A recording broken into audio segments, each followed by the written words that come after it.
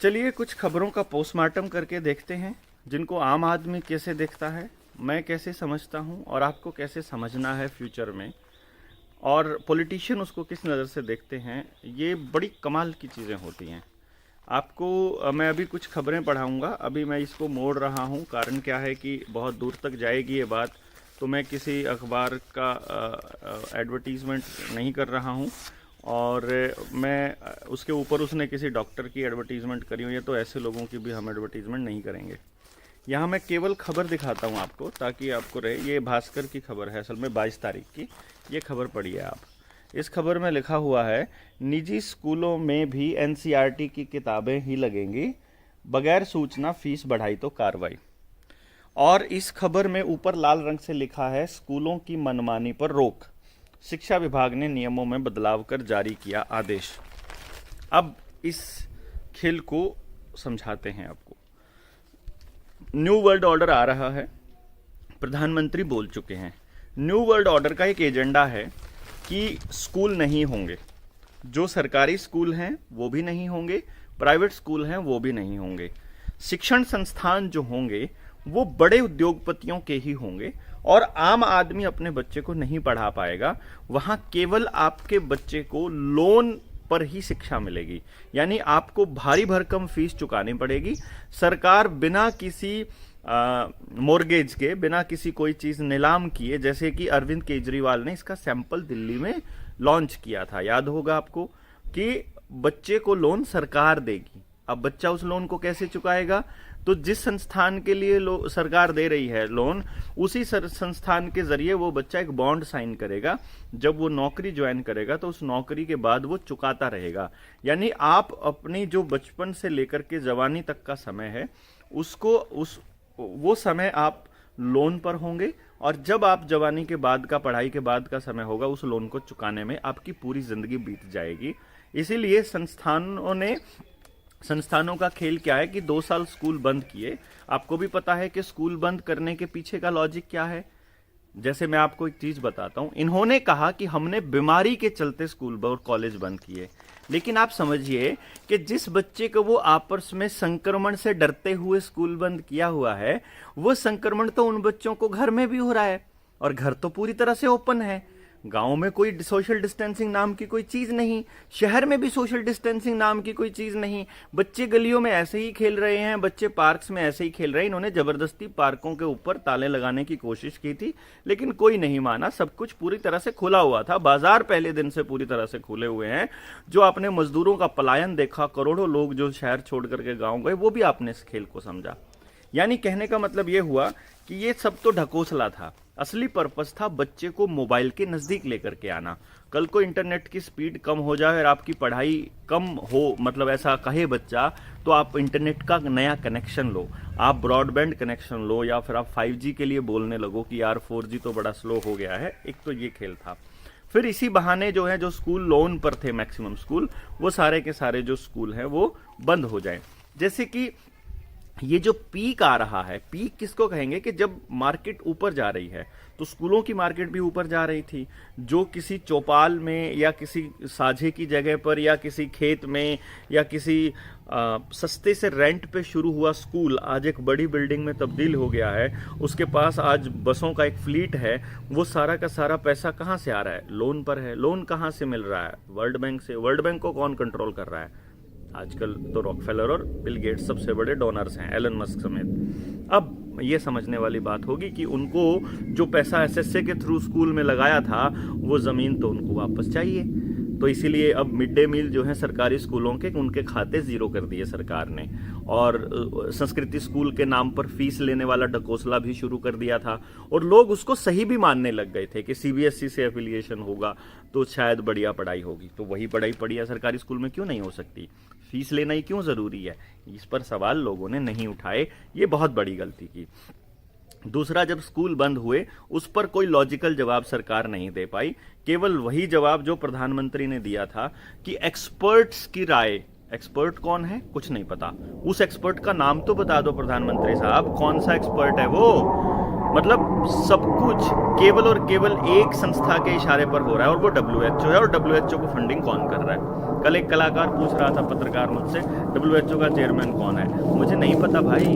और चेयरमैन से फर्क नहीं पड़ता, जैसे प्रधानमंत्री और मुख्यमंत्री कौन है इस बात से फर्क नहीं पड़ रहा है। आप देख लीजिए, आप विपक्ष का कोई नेता नहीं बोलता, कोई दूसरी पॉलिटिकल पार्टी नहीं बोलती, कम्युनिस्टों की सरकार है वहां भी यही हो रहा है, कांग्रेस की सरकार है वहां भी यही हो रहा है, आम आदमी पार्टी की सरकार है वहां भी यही हो रहा है, और उद्धव ठाकरे है शिवसेना वाला, वहां पे भी वही हो रहा है। तो हर जगह सेम ही चीज हो रही है। आप ये समझिए कि सब जगह एक ही चीज हो रही है और सब जगह यही खेल चल रहा है। तो इस खेल को आप समझे नहीं कि उस टाइम पे तो डॉक्टर हर्षवर्धन को भी तो बनाया था, वहाँ पे कुछ डायरेक्टर बनाया था कि चेयरमैन, उस टाइम बनाया, मैं समझ गया था कि इस टाइम भारत को काबू करने का प्लान है कि भारत में फलाने की लोकप्रियता दुनिया में बढ़ी, भारत में नहीं दुनिया में बढ़ी, और उससे लोग वो IT सेल उनका प्रचार कर सके। तो ये प्रोपेगेंडेज आपके समझ में नहीं आए थे, लेकिन हम तब भी बोला करते थे। मेरी हिंदी वाली फेसबुक ID पे जाके देखोगे तो आपको वहाँ मिलेगा, देवेंद्र बल्हारा वाली पे, उसमें सब कुछ डिटेल में दिया हुआ है। ट्विटर पे भी मैं लगातार शेयर करता रहा हूँ कि इनका ये मतलब है। अभी भी मैं आपको ये वीडियो बना के इसलिए बता रहा हूँ कि ताकि आपको मतलब समझ आए इस खबर का। तो इस खबर का मतलब ये है जी, मैं इस खबर के मोटे मोटे मजमून बता देता हूँ क्या है। एक तो ये है कि सख्ती बड़ी है, लाल रंग में सख्ती लिखी हुई है, फॉर्म 6 में स्कूलों को देनी होगी सभी जानकारी, उसी के अनुसार फीस लेंगे। और फायदा क्या होगा? अभिभावकों को किताबों से 3 से 4 गुना होगी बचत और फीस से भी राहत। पॉइंट नंबर 1, क्या पढ़ाई NCERT से बढ़िया होती है या प्राइवेट पब्लिशर्स की किताबों से बढ़िया होती है? क्या हमारा बच्चा केवल स्कूल में पढ़ के आता है कि ट्यूशन पे भी जाता है? यानी कि आपने प्राइवेट स्कूल के ऊपर ये पाबंदी लगा दी कि वो कोई प्राइवेट पब्लिशर की किताब को यूज़ नहीं कर सकता। तो इससे क्या होगा? और साथ में बाकायदा इन्होंने ये कहा है कि निजी प्रकाशन की किताब लगाने वालों की करें शिकायत। यानी कि इसमें यह कहा है, राजपाल चौधरी करनाल के जिला शिक्षा अधिकारी ने कहा है कि इसकी शिकायत आप जिला शिक्षा अधिकारी को दे सकते हैं कि कोई निजी प्रकाशन की किताबें अगर स्कूल लगाता है तो क्या होगा? उस पर छापा पड़ेगा। क्या आज तक जिन स्कूलों पर छापे पड़े हैं उन पर कोई कार्रवाई हुई है? मेरे ख्याल से तो नहीं हुई है। तो क्या होता है फिर उससे मुझे ऐसा लगता है कि किसी का हफ्ता बन जाता होगा। आप देखिए, एक हमारा मेंटल मंत्री है, जब वो हेल्थ मिनिस्टर बना, कहने लगे गोबर आया और गोबर से कोई नहीं बचा, ऐसा कहने लगे सभी। और उसने टंकियों में घुस करके पानी के जांच की, अस्पतालों की टंकियों में घुस के, और देखा कि ये अब तो कोई नहीं बचने वाला है। और थोड़े दिनों के बाद वो सारी की छापे पड़ने बंद हो गई। फिर वही मंत्री बाद में कभी कानून मंत्री बना या गृह मंत्री बना तो फिर पुलिस के थानों के ऊपर छापे मारने शुरू कर दिए। उन छापों से भी कुछ नहीं बदला। क्या अस्पतालों की हालत सुधर गई है? क्या वहां पर सही इलाज होता है? क्या अब डॉक्टर्स ने प्राइवेट प्रैक्टिस करनी बंद कर दी है? क्या पुलिस बहुत अच्छे से अपना काम कर रही है? अब सभी प्रतिवादियों को जो भी आता है थाने में अपनी अर्जी लेकर के, क्या सभी की FIR दर्ज होती है? क्या सभी की निष्पक्ष जांच होती है? आपके सामने है पूरा समाज। मैं तो कुछ नहीं कहता, आप कमेंट बॉक्स में जवाब दीजिए। अस्पतालों की हालत कैसी है और यहाँ की हालत कैसी है? क्या आपको बिना किसी एक सर्टिफिकेट के अंदर घुसने दिया जा रहा है? क्या आपके सारे काम हो रहे हैं? यही काम अब स्कूलों के साथ होने वाला है।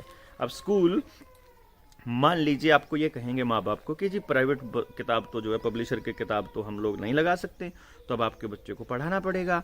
अगर टीचर हमारे बहुत अच्छे हैं, आप ट्यूशन्स पढ़ा सकते हैं। ट्यूशन्स का कारोबार आजकल ऑनलाइन संस्थाओं ने बड़ा अच्छे से खोला हुआ है, तो बच्चा टोटली ट्यूशन पे जाएगा। क्यों जाएगा वो ट्यूशन? क्योंकि ना तो प्राइवेट स्कूल का टीचर पढ़ाता है। अब सरकारी स्कूल का टीचर तो इसलिए नहीं पढ़ाएगा कि वो सरकारी स्कूल का है, और प्राइवेट स्कूल का इसलिए नहीं पढ़ाएगा क्योंकि वो प्राइवेट स्कूल का है। मतलब समझ रहे हैं इसका मैं आपको मतलब समझाता हूँ। सरकारी स्कूल में जो बच्चा पढ़ता है वो केवल गरीब आदमी का पढ़ता है, ऐसा परसेप्शन बनाने की कोशिश करी सरकार ने कि गरीब आदमी का बच्चा ही पढ़ता है। तो एक थोड़ा सा रेपुटेड आदमी ने अपने बच्चे को सरकारी स्कूल में भेजना बंद कर दिया। अब वहां रह गए वो लोग जो दिहाड़ी वाले हैं, मजदूर हैं, या जिनको इतनी ज्यादा शिक्षा नहीं ली है जिन्होंने। तो इसका मतलब उनके बच्चों को क्या पढ़ा रहा है, कौन पढ़ा रहा है, कैसे पढ़ा रहा है, कुछ नहीं पता है। तो वो सरकारी स्कूल का टीचर क्योंकि इसलिए नहीं पढ़ाएगा क्योंकि ना तो माँ बाप उसके ऊपर सर्वेलेंस रखे हुए हैं, ना तो वो उसकी निगरानी रखते हैं, और ना ही अधिकारी को कोई मतलब है। हमने भी सरकारी स्कूल में नौकरी करी तो हमने देखा कि अधिकारी आके मिड डे मील के अलावा और कुछ नहीं पूछते थे। वही मिड डे मील जिसका खाता अब शून्य कर चुके हैं। यानी मिड डे मील लाया क्यों गया था कांग्रेस सरकार में और अब वो बंद क्यों किया गया है, ये समझने वाली बात होगी। अब वो तो लोग तो इसलिए नहीं पढ़ा रहे हैं कि उनको कोई पढ़ाई पूछता ही नहीं है। माँ बाप भी नहीं पूछते हैं आपने क्या पढ़ाया, कैसे पढ़ाया, और अधिकारी भी नहीं पूछते हैं, कोई डिपार्टमेंट शिक्षा विभाग भी नहीं पूछता है। दूसरे नंबर पे आ गया प्राइवेट स्कूल। प्राइवेट स्कूल वाला क्यों पढ़ाएगा जब, क्योंकि वो प्राइवेट स्कूल में पढ़ाता है टीचर। पहली बात वो मतलब कितना योग्य है ये आपको छुपा नहीं है आपसे, प्राइवेट स्कूल का टीचर। क्यों? क्योंकि अगर वो बहुत योग्य टीचर है तो उसके पास ट्यूशन वालों की लाइन लगी होगी, तो उसको कोई फर्क नहीं पड़ता है स्कूल में पढ़ाए ना पढ़ाए। अगर वो योग्य नहीं है फिर वो पढ़ाएगा ही कैसे? दोनों चीजें समझ रहे हैं ना आप बात से? तो प्राइवेट स्कूल का टीचर इसलिए नहीं पढ़ाएगा क्योंकि अगर वो योग्य है और उसने स्कूल में पढ़ा दिया तो उसके पास ट्यूशन पे कोई नहीं आएगा, और वो योग्य नहीं है तो वो पढ़ा ही नहीं सकता है, तो प्राइवेट स्कूल इसलिए नहीं पढ़ाएगा। तो अब आपके ट्यूशन क्यों जरूरी है? क्योंकि कंपटीशन लगा दिया आपने। यानी कि अगर आने वाले वक्त में आपके बच्चों के कॉलेज में एडमिशंस, आपके बच्चों की नौकरियां, आपके बच्चों का फ्यूचर अगर नंबरों पर आधारित नहीं है तो आप कोई भी किताब पढ़ाएं, सिर्फ नॉलेज बेस हो पढ़ाई, फिर तो चल जाएगा। लेकिन अगर वो सब कुछ कंपटीशन बेस ही है फिर आप किताबों का क्या मतलब है? फिर तो आपको आपके बच्चे को ज्यादा से ज्यादा रट्टे मारने पड़ेंगे। तो आप अपने बच्चों को एक प्रेशर कुकर की तरह उसके ऊपर प्रेशर बनाते रहेंगे कि आपके नंबर आपकी क्लास में सबसे टॉप आने चाहिए। हर आदमी का यही इच्छा रहती है कि हम तुझे सब कुछ दे रहे हैं, तू क्लास में किसी से पीछे नहीं होना चाहिए। जबकि सच्चाई ये है कि अगर 40 बच्चों की क्लास है उसमें एक ही बच्चा फर्स्ट आएगा, केवल एक। अगर 3 बच्चों के 100 नंबर आ भी गए तो भी किसी एक को फर्स्ट, किसी एक को सेकंड और किसी एक को थर्ड निकालने के तरीके इजाद कर लिए जाएंगे। अगर उनके तीनों सब्जेक्ट में तीनों नंबर बस जैसे ऐसे चेक किया जाता है, जिसके मैथ्स में ज्यादा है उसको फर्स्ट कर दो, मान लो मैथ्स में बराबर है, फिर कहेंगे फिजिक्स में ज्यादा है उसको बराबर कर दो, उसके भी बराबर हो गए, जिसके केमिस्ट्री में ज्यादा है उसको फर्स्ट कर दो, मान लो केमिस्ट्री में बराबर है, फिर कह देंगे जिसकी डेट ऑफ बर्थ के हिसाब से जिसकी उम्र सबसे कम है उसको फर्स्ट कर दो, मान लो तीनों की उम्र भी कम होगी, तो फिर क्या कहेंगे? फिर एडमिशन के बेसिस पे करेंगे कि कौन फीस ज्यादा जल्दी करा सकता है। इकट्ठी फीस जमा हो ही नहीं सकती, फिर लाइन में लगा के जो पहले फीस करा देगा उसका हो जाएगा, फर्स्ट आ जाएगा। मतलब अगर आपके बच्चे सारे के सारे 100 में से 100 नंबर भी लेने लग जाएंगे तो भी फर्स्ट, सेकंड और थर्ड निकालने का क्राइटेरिया बना लिया जाएगा। तो कंपटीशन में आपका बच्चा कितने ही नंबर ले ले कहीं पर नहीं आने वाला, क्योंकि अगर कंपटीशन आसान हो रहे हैं, सिलेबस आसान हो रहे हैं, अगर नंबर लेने आसान हो रहे हैं तो वो सबके लिए हो रहे हैं, तो सभी के आ रहे हैं, तो उसमें कोई फर्क नहीं पड़ता है। पहले होता था नंबरों वाला खेल। तो अब मुझे ऐसा लगता है कि ये दो ही चीज़ों के लिए ये खबर छपी है। एक तो अधिकारियों को और मंत्रियों को छापे मारने का मौका मिल जाएगा, फिर हफ्ता बन जाएगा, जिस तरह से पहले वाले गृह मंत्री का बंद गया, जिस तरह से पहले वाले, अभी देखिए ना आप कि मुंह का चालान काटने का, मुंह का कपड़ा ढकने वाला चालान काटने के लिए टारगेट मिले हुए थे। वो टारगेट का पैसा किसके पास जाता था आप समझते हैं, है ना? ट्रेजरी में तो नहीं गया आज तक भी। अगर गया हो तो कोई पत्रकार पूछ के देखे कि कौन से फंड में गया, किस मद में गया वो पैसा। अगर वो पैसा मद में नहीं गया है तो वो पैसा फ्रॉड था, वो पैसा ठगी से लिया गया था। और महाराष्ट्र में मुंबई हाई कोर्ट ने आपको ये सूचना भी आ गई होगी, नीलेश ओझा जी ने जो केस किया था, आने वाले वक्त में जिन लोगों के मुंह ना ढकने के चालान कटे हैं वो अपने पैसे वापस भी लेने वाले हैं। मैंने आपको कहा था हम पूरा हिसाब लेने वाले हैं। ये जो टीमें लगी हुई हैं ये आपको पूरा हिसाब दिला के रहेंगी। सिर्फ किस चीज की देरी है? आपके बोलने की। आपने बोलना शुरू नहीं किया तो ये लूटते रहेंगे, मारते रहेंगे, अगली एक और महाडैश मारी आती रहेगी। लेकिन आप नहीं बोले तो, अगर आप बोल पड़े तो ये सारी की सारी ऐसे ही अचानक से रहस्यमय तरीके से गायब होती जाएंगी, सारी बीमारियां अपने आप गायब हो जाएंगी। अभी तो केवल बीमारियां वो रहेंगी जो बूटी के साइड इफेक्ट्स हैं, सिर्फ वो बचेंगे, सिर्फ वो बीमार रहा करेंगे। अब मुझे ऐसा लगता है, वो गलत भी हो सकता है, डोंट वरी। तो अब जो पब्लिकेशंस हैं, अभी देखिएगा, मैं आपको पूरे यकीन के साथ कह रहा हूं और पूरी जिम्मेदारी के साथ कह रहा हूं कि अभी पब्लिकेशन, जो प्राइवेट पब्लिकेशंस वाले होंगे उनकी मीटिंग होगी शिक्षा मंत्री से। शिक्षा मंत्री का हफ्ता बन जाएगा, मुख्यमंत्री का हफ्ता बन जाएगा, और फिर से प्राइवेट पब्लिकेशन की किताबें मैं स्कूल में दिखाऊंगा आपको, आप देख लीजिएगा।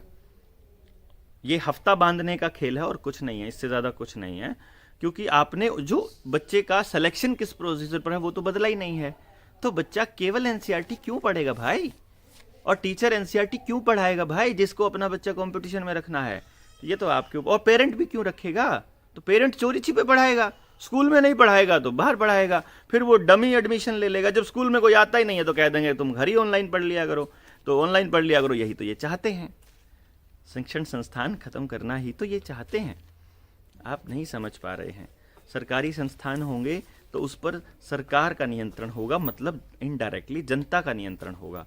और इसलिए सब कुछ, सारे सरकारी संस्थानों को, सब हर संस्थान को, मतलब जितने भी प्रकरण हैं, जितने भी पब्लिक सेक्टर की जितने भी यूनिट्स हैं, उन सबको बेचना चाहते हैं। क्योंकि पब्लिक सेक्टर के यूनिट्स अगर रहेंगी तो सरकार के ऊपर पब्लिक का दबाव बनाना आसान होगा। अगर खाना भी प्राइवेट हाथों में चला जाए, पानी भी प्राइवेट हाथों में चला जाए, बिजली भी प्राइवेट हाथों में चली जाए, नौकरियां भी प्राइवेट हाथों में चली जाए, टेलीकम्युनिकेशन भी इसी तरह से चला जाए, और ज़िंदगी से ज़रूरी, चाहे वो गैस हो, पेट्रोल हो, डीजल हो, सब कुछ, और शिक्षा भी प्राइवेट हाथों में चली जाए, तो जिम्मेदारी नहीं रहती ना सरकार की। फिर लोग मरे, आपस में कटे, जो कमाता हो वो दे, नहीं तो आपके काम धंधे ठप करना, आपको ढेर सारे लोन बांटना, जनधन योजना बनाई है, मेक इन इंडिया बनाई है, और दूसरी तमाम तरह की उन योजनाओं का मकसद क्या था? लोन देना। और एक किसी WHO के कहने पर लॉकडाउन लगाना, और लॉकडाउन के क्या फ़ायदे हुए आपसे ज़्यादा कौन जानता है? आप तो सब समझते हैं दोस्तों। जो टेलीविज़न के जरिए ये कहा जाता है कुछ तो था, वो कुछ नहीं था। गलत इलाज से लोगों को नुकसान किया गया, ज़बरदस्ती ऑक्सीजन हटा के लोगों का नुकसान किया गया, गलत दवाइयाँ दे करके। और अगर मैं ये कह दूंगा लोगों की जानें इसलिए गई थी कि सरकार ने गलत वो किया था, तो वीडियो उठ जाएगी। तो इसलिए मैं ऐसा नहीं कहूँगा कि सरकार ने लोगों को दहशत फैलाने के लिए किया, मैं ऐसा नहीं बोलूँगा। फिर एक ये खबर भी है, मैं ये भी आपको पढ़ के सुना देता हूँ। 23 फरवरी की है, फिर ये कल की। इसमें है, पुरानी कॉलोनियों में देना होगा कलेक्टर रेट के अनुसार डेवलपमेंट चार्ज। शहर की 50 कॉलोनियों पर 4 गुना बढ़ेगा डेवलपमेंट चार्ज। 120 रुपये प्रति गज की जगह रेट का 5% देना होगा। इसमें ऐसा हुआ था कि लगभग जिनका मेन मार्केट में था, यानी कि जो मतलब रेट था, अगर किसी को 1 लाख रुपया देना पड़ता था तो अब सीधे 5 लाख, इस तरह से 5 गुना तक बढ़ोतरी हो गई थी। लेकिन अभी आज की खबर मैंने देखी है कि निगम के, आज 24 तारीख है ना, तो 24 तारीख में ये तो फ्रंट पेज पे था जो पे करने वाला था, लेकिन आज की मैंने उसी में देखा था, हाँ स्टेट की खबर थी वो, उसमें लिखा हुआ था कि आगे जो हैं वो आएंगे, आपके क्या कहते हैं, निगम के चुनाव हैं, और उनके चलते सरकार कहीं मतलब हार ना जाए, इसीलिए ये फैसला लिया वापस। सोचिए, मतलब एक दिन उन्होंने खबर जारी कर दी और उसके बाद वापस ले ली अगले ही दिन। ये क्या था? ये थी टेस्टिंग। ये टेस्टिंग करके देखती हैं सरकारें।